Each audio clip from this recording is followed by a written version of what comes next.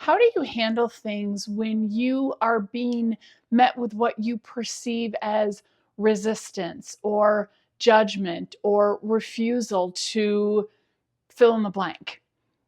This has been coming up a lot lately with my clients, so I figured it was time to do a Rosie in my pocket about it.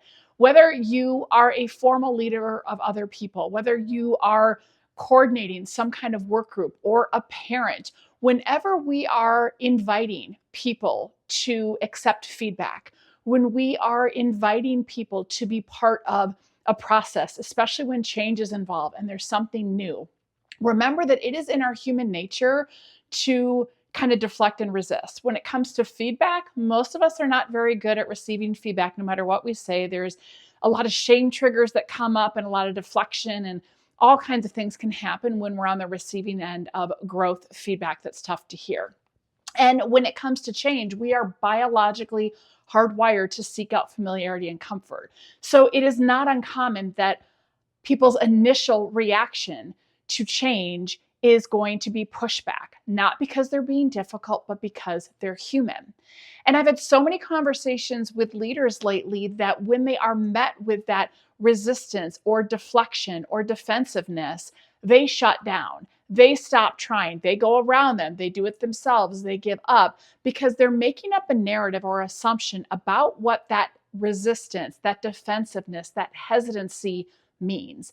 And what I've been encouraging them to do is to get curious about that hesitancy, that resistance, whatever that response is they're getting. And instead saying, hey, I'm noticing some hesitancy here. Can you tell me more about that? Can you tell me more about what's feeling cringy here? Or I'm noticing some defensiveness. Is that accurate? What's coming up for you as you think about this? So instead of leaning in with judgment and assuming what is going on with the other person and assuming they're maybe intentionally being difficult or refusing to accept change or refusing to take in feedback, leaning with curiosity over the hesitancy. Be curious rather than judgmental and see what opens up. Usually it's way more than you think, and it leads to a really productive, insightful conversation and path forward. So I would love to hear what opens up for you as you put this one into practice. And remember, when we choose curiosity over judgments, we have a greater opportunity to let more of our sparkle shine brightly.